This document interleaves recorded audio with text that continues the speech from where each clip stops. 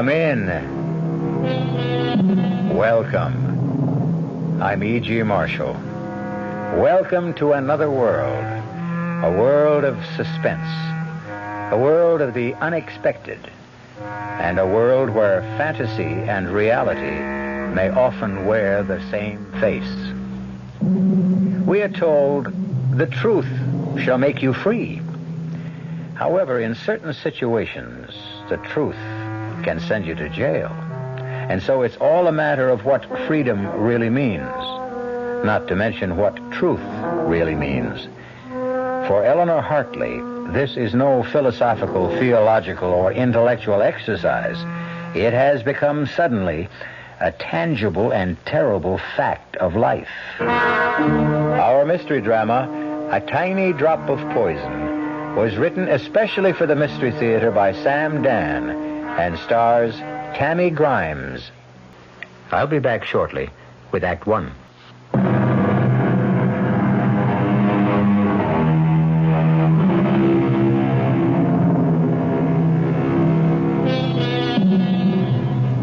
There's simply no way of knowing. So often, a fateful day will begin quietly, prosaically, with absolutely no hint that the steady pace of the commonplace is destined to quicken or falter. With no intimation that today, a die will irrevocably be cast, and henceforward, our lives will change forever. Or even cease to exist. A day like this has dawned for Eleanor Hartley, but she doesn't know it yet. Eleanor Hartley, at 32, she has it all. Looks, brains, personality, and a mission in life that seems certain of fulfillment. And on this day, this particular day, Eleanor Hartley is in a recording studio, making a very important statement. The principal issue, the primary issue, the overriding, indeed the only issue, is morality. Do you or do you not? Can you or can you not trust your elected representatives? Okay, Eleanor, thanks. We got it. But I haven't finished. That's all we need. Tom, I intend to run my own campaign. Absolutely. Maury, don't edit any of this stuff now. Grab a portable rig and come on with us. We're going to the Madison Beach Club. Just a minute. I have no intention of going to the... You know, we didn't even drink our coffee. Why don't we just relax for a couple of minutes? Mr. Caldwell, I think it's time we reached an understanding. I thought we understood each other all along. You want some sugar? I agreed to run for Congress because a group of concerned citizens asked me. Well, they did. And I thought it would be that simple. Why do I have to go to the Madison Beach Club? You want to talk to people? That's where thousands of them are. Also, you look great in a bikini. I think that's dishonest. Why? It's your very own body. Is it your fault that it's more attractive than your opponent's, who happens to be a bald, paunchy old party hack? Oh, why can't politics be simple? You know, it's been such a morning. Didn't even get a chance to see the papers. Oh, look, right here. Right here on page 1. This is what the game is all about. What? Look, we got some more results from the surveys. You have gone up 7 points in the last week. That's not very much. Are you kidding? An unknown running against Big Jim Parkhurst, an entrenched incumbent? The way you're gathering momentum, we are in. Look, Eleanor, I have to know something. What? Big Jim is going to take you seriously from now on. I should hope so. Things may get rough. I'm not afraid. You don't know what rough is. You don't know how Parkhurst's people will probe and pry and dig. So, if there's anything in your past, anything at all... What are you trying to say? By now, Parkhurst has unleashed the hounds. They'll examine your life from the day you were born. I have nothing to hide. Good. That is... Yeah? No. No one would ever come up with anything to embarrass me. The year you were 22? What about that year? Eleanor, we can't account for it. What are you talking about? Well, we've checked you through school. We've checked you through college. You mean you've actually investigated me? Of course. When you were 23, you married Ted, and the past 5 years have been an open book. But that whole year, while you were 22... Yes, well, like so many kids who get out of college, I was at loose ends. Didn't know what I wanted.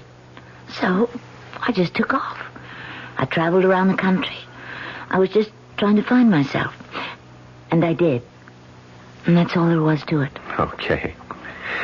Come on, finish your coffee and we're off. Hey, What? look at that. Oh. No, it's just nothing. It's just an article here. Which article? It's got nothing to do with politics. I just happen to know this guy. Who? Oh, some guy. He was killed about 5 years ago. Murdered one night. Nobody knew why or by whom. Well, this sure throws a new light on the case. Turns out he was a foreign agent. Who'd ever thought that Paul Grover could turn out to be a foreign What did you say his name was? Grover, Paul Grover. Why, did you know him? Grover. No, I never knew anyone. Go figure some people. Tom? Something the matter? I didn't feel good. Got a headache. Maybe I better go home. I'll rest for a while. Eleanor, what's the matter? I told you I have a headache. Okay. It's a woman's privilege.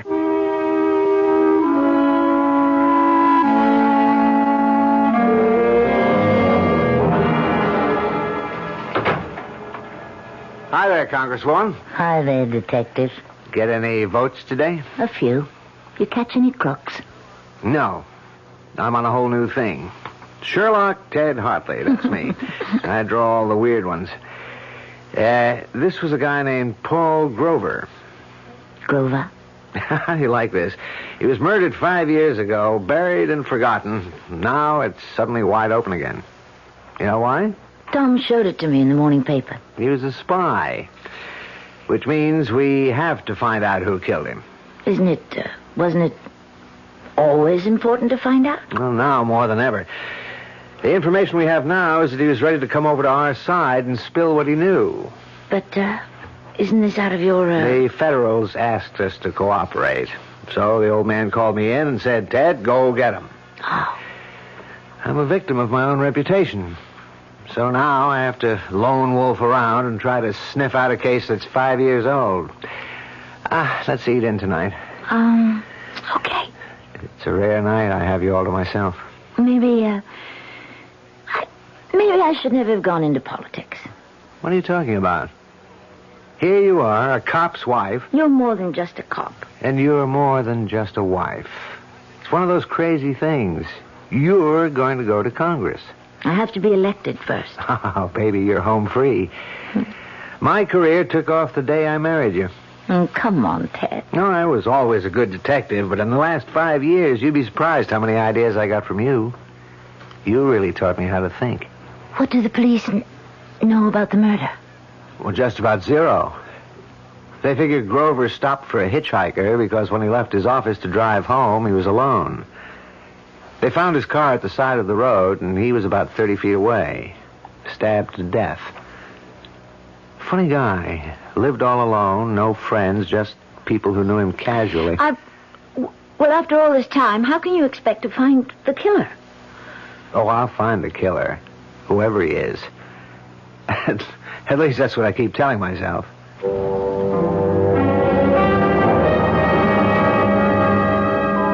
I looked at Ted. If he's determined to get the killer of Paul Grover, eventually he will. And I don't know what to do. Should I tell him now? Suppose I did. What would he do about it? But why? Why should I tell him? He can never find out. For all his skill, experience, instinct, he could never find out. No one could find out. It all happened 5 years ago. When I was someone else, drifting about in another world. How could anyone ever link me to Paul Grover? There were no clues. No one ever saw us together. No one saw it happen.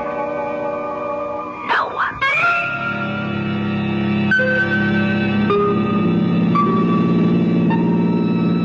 Thanks for picking me up, mister. Grover. Paul Grover. What are you doing out all alone this time of night? Oh, I just feel like walking, moving. You, one of them hippies? What's in a name? Talking about names. What's yours? Eleanor. Eleanor what? What does it matter? Okay. How'd you like some supper? That would be, welcome. I know a nice little place just off the state highway here. You're very kind, Mr. Grover. Very kind. Why are we stopping? Oh, well, I figured before supper we... We what? Well, let me put it this way. You want your supper, you gotta sing for it. Take your arm away. Hey, now listen. Don't you touch me. Who are you kidding? I know your kind. Hey, you come back here. Let go of me, let go. What are you fighting me for? Girl like you don't care, and I'm even willing to pay. Help! Scream all. Help! Scream all you want. Who's gonna hear you? Okay, you asked for this. No, please, put that knife away. You quit scratching and slapping, and you just behave yourself, and you just do as I tell you, and you won't get hurt. I'll go to the police. Yeah, who'd believe you? Who'd take your word against mine? I'll say you're trying to frame me. You'll go to jail. Now, come on, honey, be nice. I'll even give you money. All right. I'll be nice. Don't you try to run away now. I'm holding this knife. Sure. Well, now you're talking. Drop it. You break my arm. That's right. That's the way I was taught. Drop the knife. I'll kill you. Drop it. Oh, you... I told you. I told you to drop the knife, but you wouldn't. I don't want to die. Mr. Grover, I'm sorry, Mr. Grover. But what was I supposed to do? You wanted to kill me. What was I supposed to do?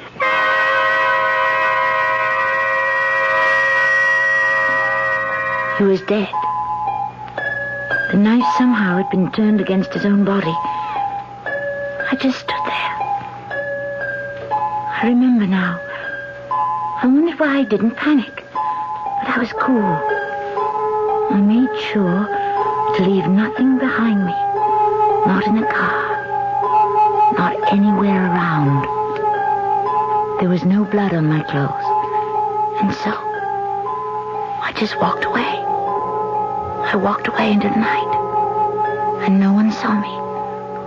No one had seen me get into his car. No one saw me kill him. No one saw me leave. Nowhere does any shred or scrap of evidence exist to link Eleanor Daly. Now, Eleanor Hartley to Paul Grover. Well, she certainly told it the way it was. But is it true that there are really no clues? Perhaps there are no fingerprints or bloodstains, but how about other clues? Stronger clues. The clues that exist in the mind, the heart, the conscience. We may find a few of those when I return shortly with Act Two.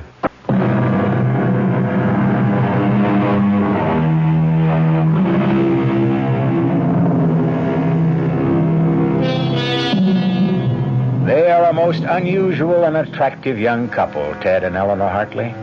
Ted is a brilliant detective on the city police force.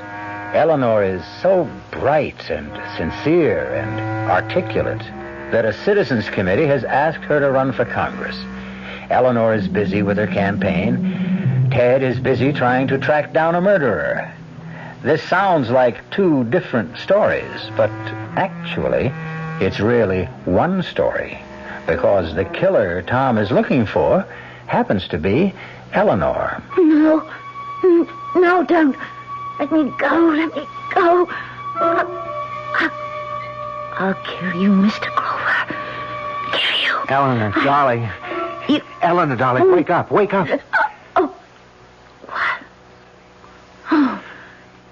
I must have had a nightmare. You were muttering and mumbling the craziest things. I think it's just... I've been working too hard. Darling, you don't have to put so much into it. There are lots of people working for you. I want to be elected, Ted. I feel I feel I could do so much good. Sure. I feel I owe something. You owe something? What? I feel I have a debt. I have to make up for something. What? Oh, well, once I did someone an injury. Who? It was a long time ago. Yeah, but if it bothers you, This person had it coming. then forget it. It's not that easy. Want to talk about it? No. Part of our bargain, remember? We'd never press each other for details about what happened before we met each other. Well, I'd say overall it's a good bargain, but... Tell me, did I bother you with this Grover case? Bother me? Yeah, your nightmare. You were mumbling, but you don't want to talk about it. No, I'll talk about it if you want. I remember reading... It was such a messy murder. I have to find the killer, no matter how long it takes. I'm scared because I know Ted means it. He never quits. He'll stay with it forever. I don't know what to do, but how can I tell him? How can I confess? It was self-defense, but it'll be the end. Not just the end of my career, but the end between Ted and me.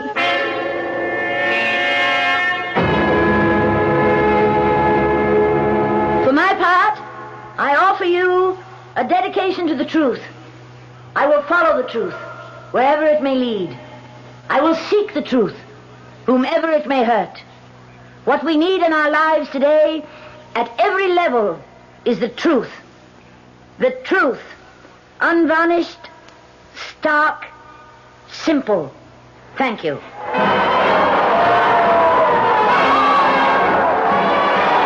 on, we have to go. Come on. How did it sound, Tom? We'll sneak down the back stairs. You're due on the south side in 15 minutes.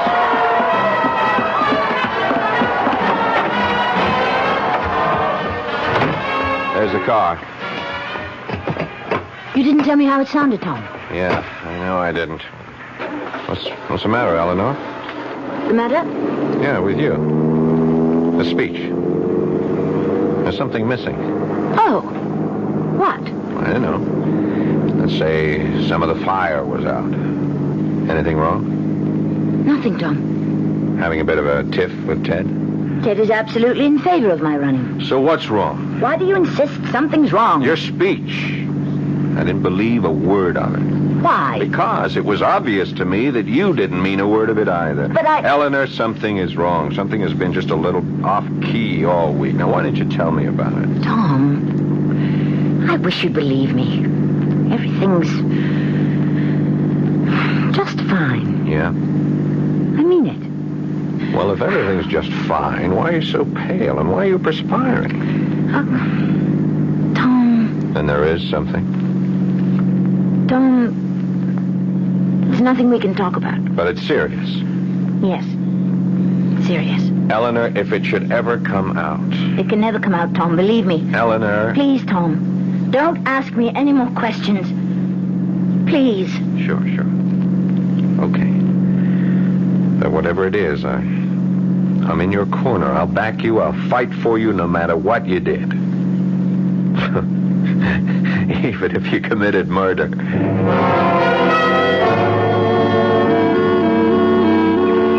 I can't believe we have a free afternoon. Not Ted. You've been busier than I have. Well, that's true. I'm the one who's been doing the neglecting. Guilty. I even got you out here on false pretenses. I'm working. Working? Mm-hmm. I said, let's park the car and go for a little walk in the country, but right here is the site. What site? The site of the murder. The Paul Grover murder.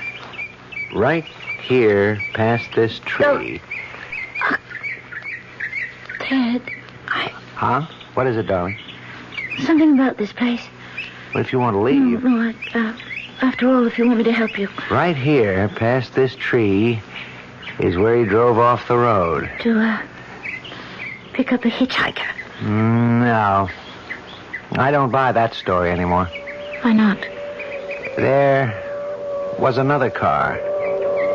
Oh? There were tire marks about 50 feet south of here where another car pulled off the road. But, didn't the police know this 5 years ago? Oh, sure. It was in the report, but the police are like everyone else. We have a considerable body of knowledge, but we only use what seems relevant at the time. You think there was another car involved? That's right. Someone met him here and killed him. It has to be that way, because he was being set up. So you see, I've got some clues. I have those tire marks. They made a mold 5 years ago. And I've got this little button made of bone. It was clutched in Grover's hand. You take a look at it. I looked. It was a little button. A sleeve button. From a corduroy jacket. One of a host of buttons that adorned that jacket. The jacket I had worn that night. There were so many buttons. I never even noticed the one that was missing. That jacket. I still have it. I don't wear it often, but I still have it. It's in one of my closets. What you're saying is that if you can find the jacket it came from, you've got your killer. That's right. I've got him. Him? Well, it's from a man's type field jacket, very popular about 5 years ago, although lots of people wore them. I think you've got one like it back home.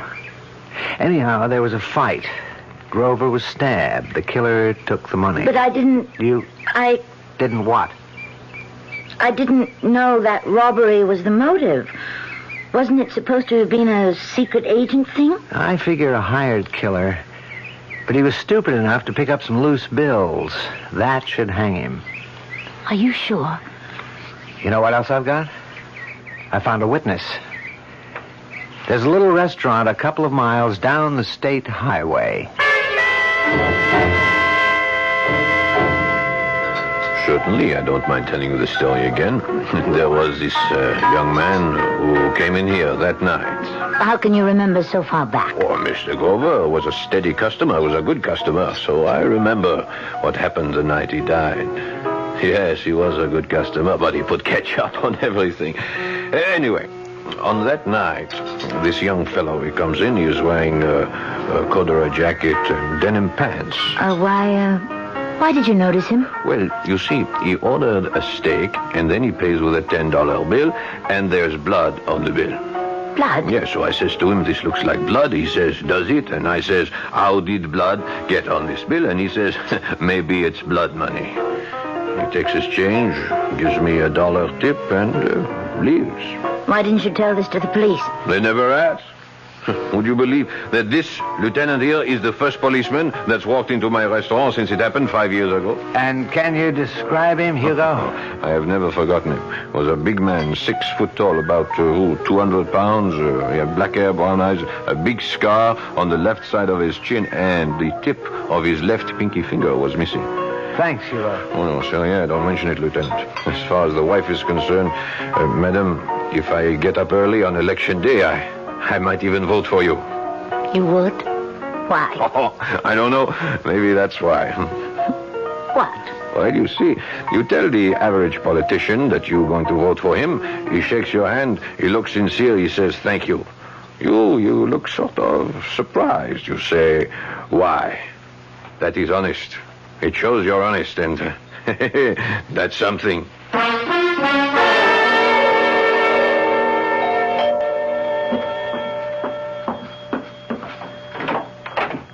Hi, Eleanor.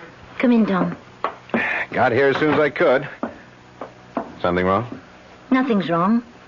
Or maybe everything's wrong. Okay, Eleanor, spill it. I don't care what you have to tell me. I don't care how bad it is. Let's get it out of the way. You carry the thing around with you, Tom. You justify it. You say there was no help for it. It wasn't your fault. Why should you pay for it? But it doesn't let you alone. Whether you admit it or not, it keeps building inside of you, and you feel you just have to tell someone. I understand. Everyone has his own little secret. This isn't a little secret, Tom. funny, isn't it? Of all the people I know, I feel I can only tell you. What about Ted? No, I can't tell Ted. Does it concern another man? Yes, but not the way you might think. Okay. We had to come to this point, you and I, Eleanor, because, well, we're going places together. I know. Eleanor, 10, 15 years from now, you could become President of the United States. Oh, Tom. Oh, Tom. Thank you. Oh, I needed a laugh. Why are you laughing? Sooner or later, we'll have a woman president. Why not you?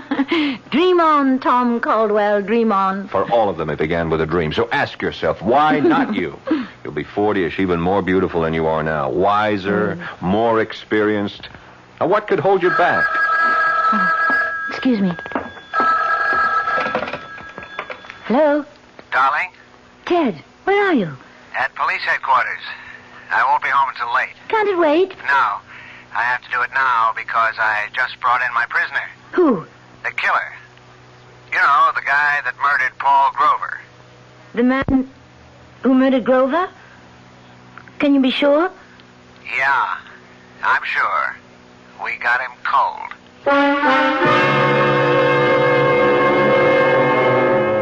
Is it possible?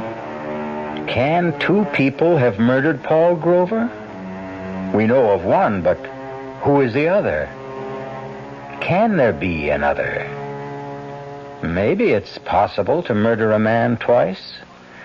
We will deal with a number of interesting possibilities when I return shortly with Act 3.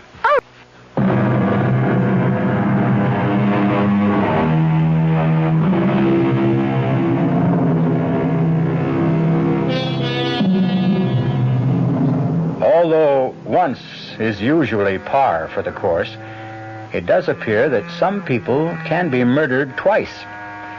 5 years ago, Eleanor Hartley was forced to kill a man in self-defense. And now it develops that the police have evidence against another killer. And Eleanor Hartley, whose horizons are unlimited, now has to make a crucial decision. Everything all right with Ted? Yes.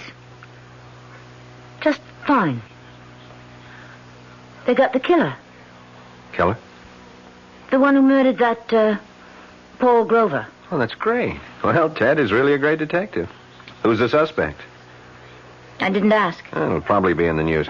Okay, Eleanor, I'm waiting. Tom, I don't want to lose everything. Why should I lose everything? Oh, you won't lose anything. Don't say that. Is it that bad?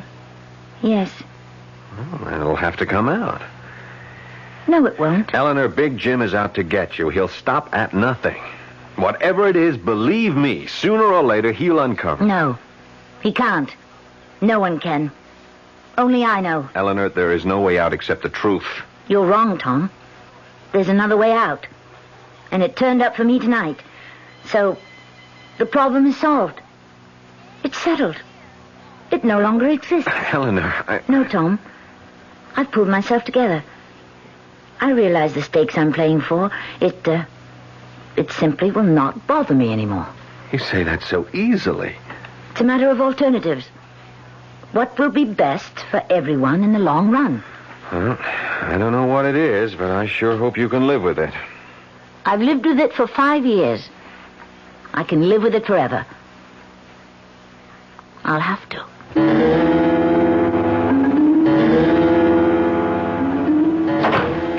Ted? Oh, I'm sorry. I woke you. Did you think I could fall asleep? Tell me everything. Who is he? Vince Perry. Very bad boy. He's had quite a career. 5 or 6 years ago, he was just a punk. Now he was on his way to being #1 in narcotics in this town. But, you've got him for murder. How did you? Well, after all, 5 years ago, the police couldn't get anywhere. Well, I had one break. That little restaurant. I guess the detectives never went there last time. It is an out-of-the-way place, but... But why didn't Hugo come forward? Hugo represents a large group of people. Guys like Hugo simply don't volunteer. But all Hugo gave you was the description. It was enough. It told me it was Vince Perry. But the description... Is it enough? Two other things put him on the scene. The tire marks. They're a very special Italian tire. I checked back. I found out that Vince Perry had come into some money, bought an imported custom Italian car. Oh. And the button. I made the rounds of clothing stores all around his neighborhood. Found out where he bought most of his clothes. Guy checked back through his records, and sure enough, Vince had bought a corduroy jacket with that type of button. Would all that be enough? The description, the button, the cast the cops took of the tires 5 years ago. Plus, well, I shouldn't say that. What? Plus the fact he looks like a killer, has a bad reputation. Well, we don't have to worry about him anymore. Why did you say that? Who was worrying about him? Well, I'm sorry. Did I say something wrong? No, let me just swallow this. Hey, wait a minute. What's with the pills? I need something to help me sleep. But you never took pills before. I've never been under this kind of pressure before. Well, why should you be under pressure? You don't understand politics. I thought the idea was just for you to get up and tell the truth. It's more complicated. Because you make it more complicated. Well, you don't know what a strain We're fighting. Hurst himself. Do I have to meet him? He's really a very nice guy. He's a thief. Oh, and this morning I've arranged for you to visit Vince Perry.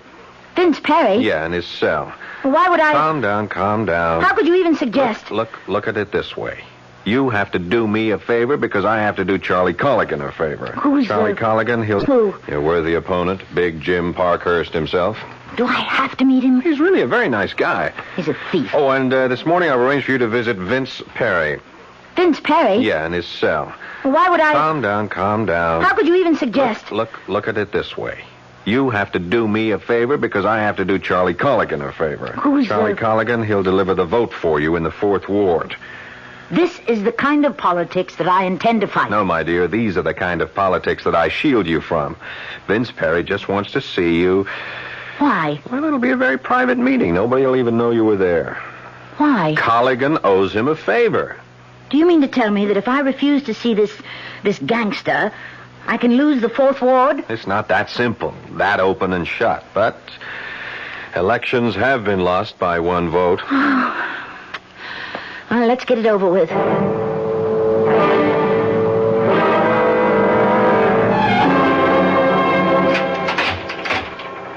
Well, nice of you to show up, Congresswoman. I haven't been elected yet. Oh, I hear it's in the bag. I only came as a favor to a good friend. Now, you're getting the hang of politics. That's what it's all about, no? Favors. I agreed to come to your cell on 2 conditions. A, it would be kept secret. B, I would do nothing that's foreign to my principles. Okay. Let's find out what your principles are. Let's see if you want to start out by doing the right thing. What do you know about the right thing? I know this. The right thing would be for you to confess to the murder of Paul Grover.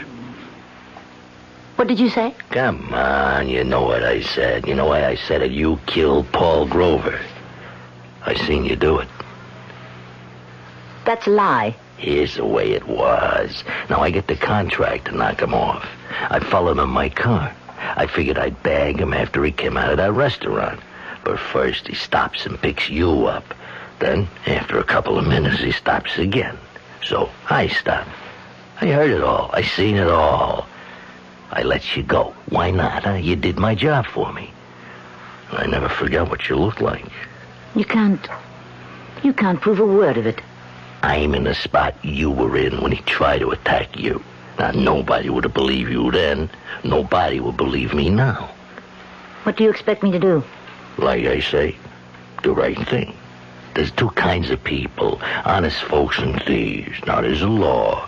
The honest folks obey it, period. The thieves break it. I'm a thief. What are you?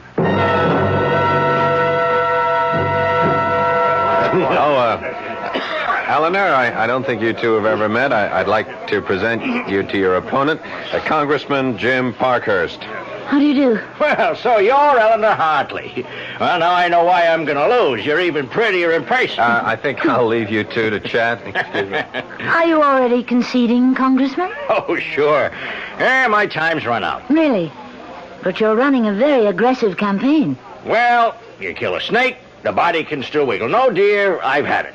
The voters are wise to me. You know, I always thought you were an ogre, and you are, but a very charming ogre. Eleanor, let me give you a word of advice. Advice? Best in the world, because it's advice I never followed myself. Now, when I became aware of you for the first time, you broke my heart. How? I saw you as I was, 30 years ago, filled with spirit, sincerity, a desire to find the truth and work for it. Really? Yeah, sounds strange coming from me, doesn't it? Well, just remember, it doesn't happen all at once. You wake up one day and, well, yes, you're a crook. You're dishonest. You betray your constituents. Now, you're not really that bad. My dear, I'm worse. It starts with the first lie, the first deal. That's when you swallow that first tiny drop of poison. Remember that. Have you tasted yours yet? No, don't answer. Just think about it. Thank you, Congressman. Thank you. Well, I know you'll have a highly successful career because you're a very honest little lady.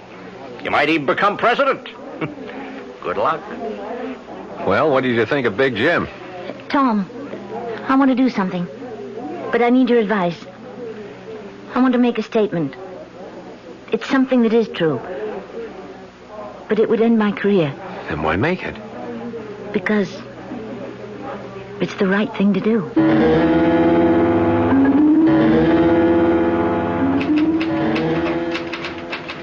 Ted, what are you typing?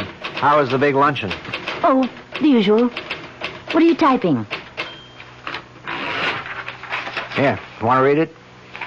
To Chief of Detectives, dear Inspector Summerfield, please accept my resignation from the police force. Ted, what's this? Oh, I don't know. I just don't want to be a cop any longer. Why? Why?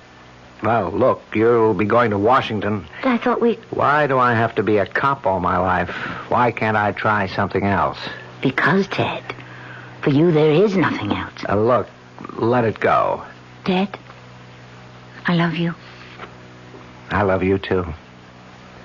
What do you want me to do? About what? You know. How long have you known? How long have I known what? When did you first find out that I killed Paul Grover? The first night I got the assignment. You told me about it in your sleep. You were having a nightmare, but you told me. And every night since then, in your sleep, you kept telling me. The buttons missing from your jacket in the closet. Why didn't you arrest me? How could I? Why should I? Besides, this is the perfect setup for Vince Perry. He's a rat. We're better off without him. Yes. And Paul Grover would have been killed by him an hour later. Why should your life be ruined? It's better this way. We need you more than Vince Perry. And it was self-defense anyhow. Then why do you want to resign from the force? Because I just made my first deal.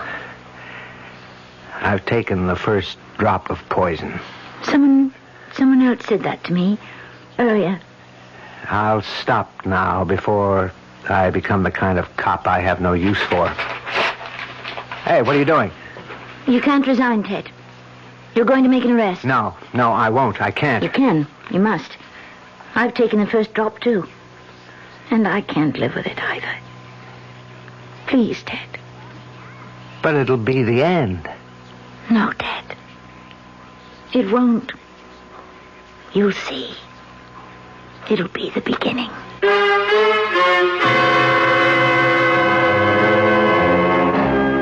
It was quite an unusual arrest and an unusual confession, an unusual trial, and a rather unusual verdict. Not guilty. It would be nice to be able to say that she was elected, but no, there is a limit to the unusual. A pity. I'll be back shortly. Our cast included Tammy Grimes, Paul Hecht, Robert Dryden, and Earl Hammond. The entire production was under the direction of Hyman Brown. This is E.G. Marshall inviting you to return to our Mystery Theater for another adventure in the macabre. Until next time, pleasant dreams.